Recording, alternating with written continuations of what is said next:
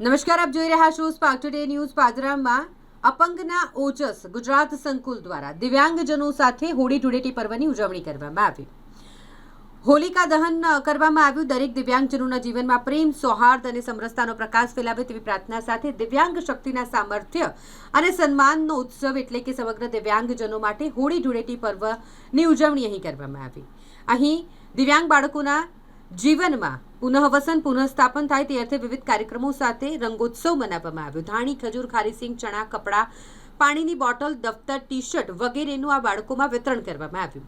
સાંસ્કૃતિક કાર્યક્રમ, સન્માન સમારોહ પણ યોજાયો, જેમાં દિવ્યાંગ સમાજના ઘડતરમાં પાયાનું યોગદાન આપનાર દીકરીઓના વિવિધ કાર્યોને બિરદાવી ગૌરવની લાગણી સાથે દિવ્યાંગ નારી શક્તિ માટે પ્રોત્સાહન અને સન્માન કરવામાં આવ્યું.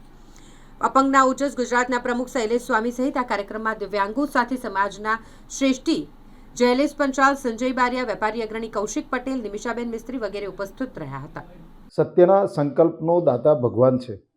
આ સંકલ્પ સાથે અપંગના ઓજસ સંકુલ ખાતે દિવ્યાંગ વ્યક્તિઓના જીવનમાં અનેરો ઉત્સાહ આવે અને તમામ ધાર્મિક તહેવારો પણ આ દિવ્યાંગ વ્યક્તિઓ સમાજ સાથે સંમિલિત થઈ અને સારી રીતે ઉજવણી થાય તેના ભાગરૂપે તમામ દિવ્યાંગતા ધરાવતી વ્યક્તિઓને, જેમાં મંદબુદ્ધિ, સેરેબ્રલ પાલ્સી તેમજ અનેક પ્રકારની દિવ્યાંગતા ધરાવતા દિવ્યાંગ વ્યક્તિઓ સાથે આજે હોળી પર્વની હાર્દિક શુભેચ્છા પાઠવીએ છીએ.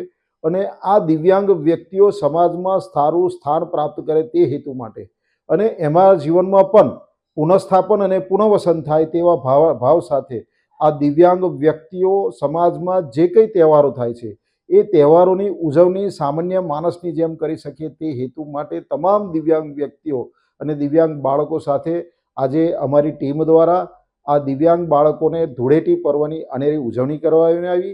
એમ જ આ હોળી ધૂળેટીના પર્વના નિમિત્તે હાર્દિક શુભકામનાઓ પાઠવીને તેઓને ધાની અને ખજૂર, સિંગદાણા, ખારસિંગ સાથે અનેરો ઉત્સાહ અને કપડાં વિતરણ સાથે અનેરો ઉત્સાહ કરવામાં આવ્યો.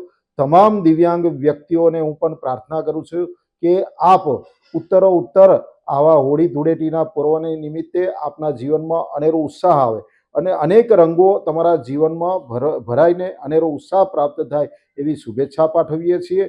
આવો આપને સૌ એકત્રિત થઈ સમાજના તમામ વ્યક્તિઓને પ્રાર્થના કરું છે કે જ્યાં પણ આપની સંસ્થા હોય, જ્યાં પણ દિવ્યાંગ વ્યક્તિઓનો આ રીતે સમૂહ હોય તે દિવ્યાંગ વ્યક્તિઓના જીવનમાં અનેરો ઉત્સાહ ઉજવવા માટે હોળી અને ધૂળેટી પર્વના નિમિત્તે રંગબેરંગી આ તહેવારમાં લોકોના જીવનમાં દિવ્યાંગ વ્યક્તિઓના પણ એક અનેરો ઉત્સાહ પ્રાપ્ત થાય એવા પ્રયાસ કરીએ. વંદુ ભારત માતરમ.